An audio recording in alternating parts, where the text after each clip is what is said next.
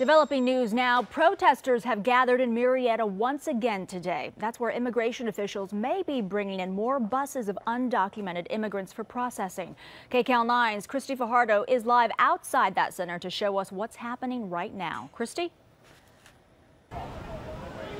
Well, it's very hot out here. A short while ago, we actually saw a protester being taken away in an ambulance suffering from heat exhaustion. Overall, though, a much different scene than it was on Tuesday. The police have come in and they have actually blocked off the road, and the protesters are being kept behind that yellow tape.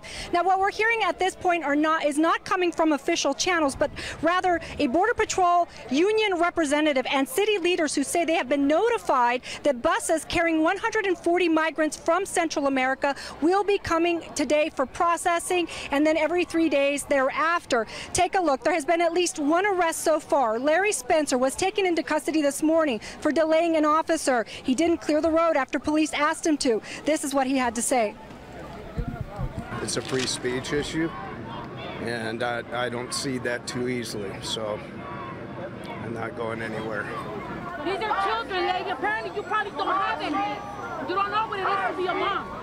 You sacrifice for your children regardless of where you stand up. Whether, I don't know why you're against it. All day long, protesters and counter-protesters have lined the road along the Border Patrol station. Police have kept them apart, although there have been minor skirmishes since Tuesday when anti-illegal immigration protesters forced a bus to turn around carrying undocumented children and parents. The issue has divided Murrieta. The city's mayor is encouraging citizens to protest the arrival of Central American migrants for processing here in Murrieta, but the city manager penned an open letter saying he was saddened by the results of the protests, saying it made the city look heartless and uncaring. Both men, though, say the blockade was a black eye to the city. Meanwhile, people supporting both sides of the issue are coming here, converging here in Murrieta. It's a terrible situation, but we can't do it all, you know, because I'm sure you're aware, you know, what are we going to do? The Federal Reserve is just going to continue to write checks for money that doesn't exist, and then the deficit goes up, and then I'm worried about my kids' future.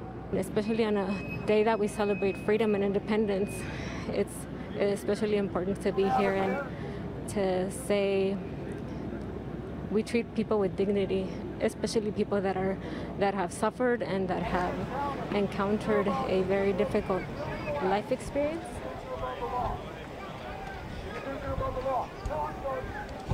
And you might be able to make out some of the protesters and counter-protesters yelling at each other. That is essentially what it has been like all day long. Now, this is not the only road in. There's also another road. And earlier today, we saw about 50 protesters gathered there. They were vowing to block buses if they tried to use that route. But they weren't alone. There was also a heavy police presence. We'll keep you posted. Live in Murrieta, Cristy Fajardo, KCAL 9 News.